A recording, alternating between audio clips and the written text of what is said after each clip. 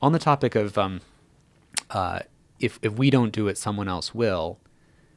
One interesting thing in the environmental movement was there's a great WNYC radio piece about the history of lead and when we regulated lead. Do you know anything about this?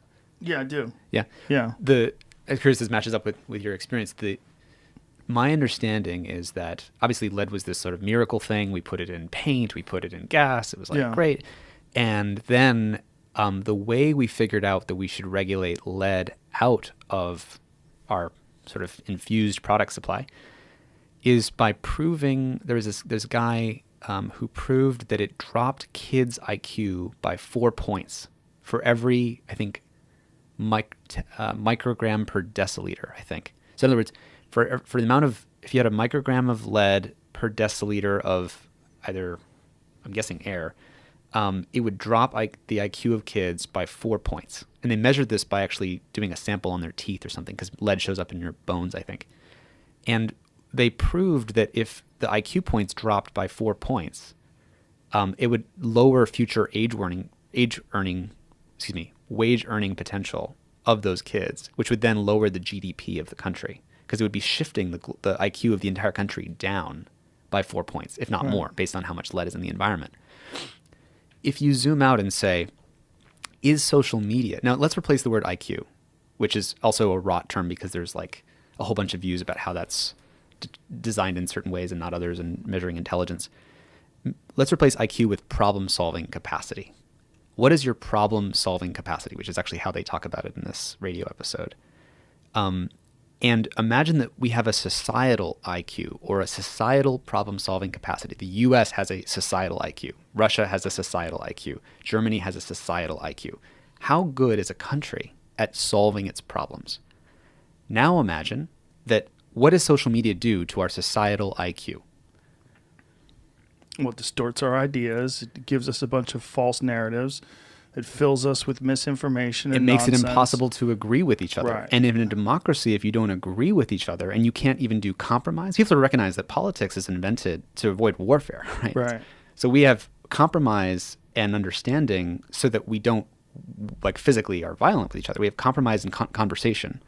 If social media makes compromise, conversation, and shared understanding and shared truth impossible, it doesn't drop our societal IQ by 4 points. It drops it to 0. Because you can't solve any problem, whether it's human trafficking or poverty or climate issues or racial injustice, whatever it is that you care about. It depends on us having some shared view about what we agree on. And by the way, and on the optimistic side, there are countries like Taiwan that have actually built a digital democratic sort of social media type thing. Audrey Tang, you should have Audrey Tang on your show. She's amazing. She's the digital minister of Taiwan. And they've actually built a system that rewards unlikely consensus. So when two people who would traditionally disagree post something online, and when two people who traditionally disagree actually agree on something, that's what gets boosted to the top of the way that we look at our information feeds. Really? Yeah. So it's about finding consensus where they'd be unlikely and saying, hey, actually, you, Joe, and Tristan, you disagree on these 6 things, but you agree on these 3 things. And of things that we're going to encourage you to talk about on a menu, we hand you a menu of the things you agree on. And how did they manipulate that? Honestly, we did a great interview with her on our podcast that people can listen to. I think you should have her on. She honestly, I would love to, but what is your podcast again? Tell people. It's called Your Undivided Attention. And the interview is with Audrey Tang is her name.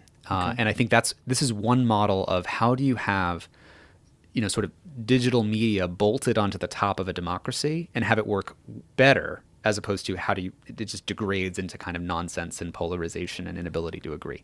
Taiwan is in such a unique situation too, right? Because China doesn't recognize them, and there's a real threat that they're going to be invaded by China. Correct. And so what's interesting about Taiwan is we haven't talked about the disinformation issues, but it's under, like you said, not just physical threat from China, but massive propaganda, disinformation campaigns are trying to run there, right? I'm sure. And so what's amazing is that their digital media system is good at dealing with these disinformation campaigns and conspiracy theories and other things, even in the face of a huge threat like China. But there's more binding energy in the country because they all know that it's a tiny island and there's a looming threat of this big country. Whereas in the United States, we're not this tiny island with a looming threat elsewhere. In fact, many people don't know or don't think that there's actually information warfare going on.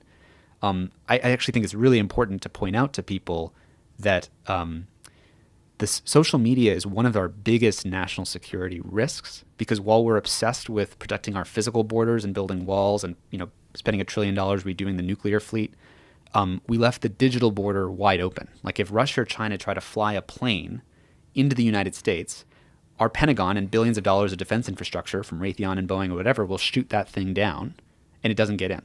If they try to come into the country, they'll get stopped by the passport control system, ideally. If Russia or China try to fly an information bomb into the country, instead of being met by the Department of Defense, they're met by a Facebook algorithm with a white glove that says exactly which zip code you want to target. Like it's the opposite of protection. So social media makes us more vulnerable. I think of it like, if you imagine like a bank that spent billions of dollars, surrounding the bank with physical bodyguards, right? Like just the buffest guys, and every single quarter you just totally secured the bank. But then you installed on the bank a computer system that everyone interacts with, and no one changes the default password from like lowercase password. Anyone can hack in. That's what we do when we install Facebook in our society, or you install Facebook in Ethiopia.